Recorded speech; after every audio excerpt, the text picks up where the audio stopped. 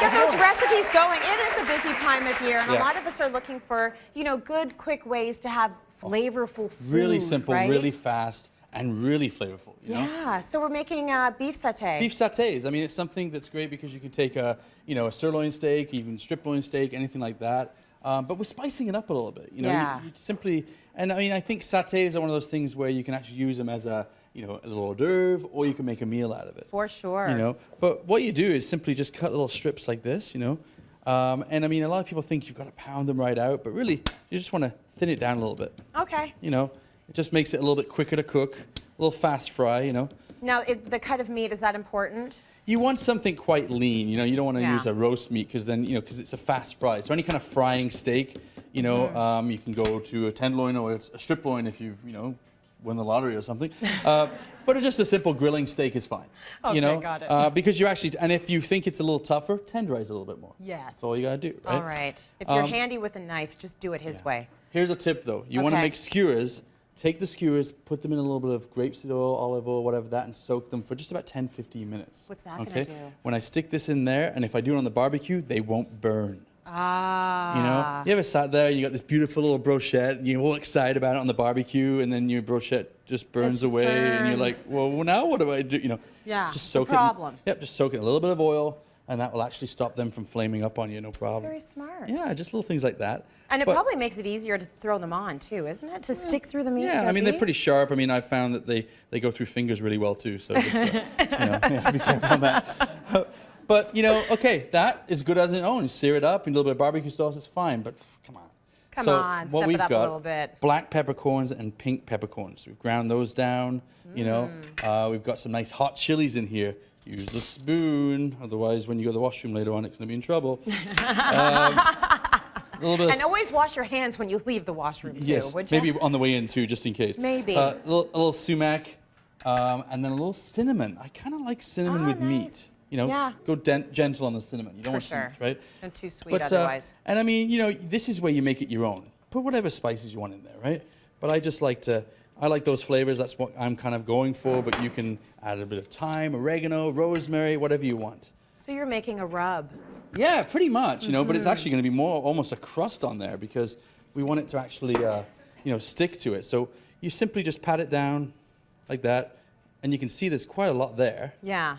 But what you want to do is then dust it off. Just bang Now, it I off. know a little. you guys usually say you don't want the meat to be too wet when you put it in. Do you want to keep a little bit of moisture in there, though, so that the rub actually sticks to it? Well, that's actually a great tip because the thing is we always dry meat when you want to sear it because you get a browning. But in this case, don't dry it because Yeah. the moisture is exactly what's going to help it stick. Okay. You know? And if you're finding the meat's a little dry, I don't know why your meat's a little dry, but if it is, put a little mustard on there or something. Oh, you that's know? a good idea. And then all you do is you just simply sear that. A little bit of grapeseed oil. You know, hot pan, but not too hot. Oh, Right. wrong without Whoops. There's for people who don't like pepper. There No. you go. But you just want to let it brown. Now, leave it alone. We tend to move things around too Back much. off. You know, just put it in the pan. You want to turn this basically one more time. Cook it all the way through on one side, and then just let it, you know, then we'll turn it and finish it off. Yeah. Because I think the idea is we want a nice char on it. A little bitterness, it's not going to kill you. Right. You know? No, I have no problem with that. I mean, I'm used to most of my food being burnt, so I like a little char. Well, there you go. So, Yeah. You acquire a taste for it. just is put a what little bit you of honey do. on top, and it'll taste fantastic. Yeah, perfect. But now so what are you some going to great make veggies. here? Well, I got butter, right? Yeah. But all the summer squash, and I've got actually little pearl onions. Nice. I just blanch them in water first. You can roast them from raw, but it Okay. just takes longer. You know, if you're going to do Oh, them from I raw, see. throw them in, cook them first. Yeah. But then I've got those little baby zucchinis, or baby squash that I've thrown in there. You know, real great flavor. It's a good time for zucchinis. Oh yeah, really Right? good, right?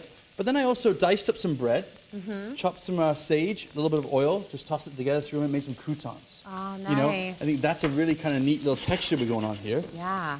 Then I'm gonna throw, you can get that pepper going. It's working. Throw some sage leaves in here, like that. It's beautiful. And then here's something that's really interesting: is black garlic. Oh, so that's what that is. Yeah, it's on the market now. It's becoming really, really popular. It's actually fermented garlic. Okay. Got great little sweetness to it. It's not over the top. Big difference in taste? Oh yeah. Here, do you want to try a little bit?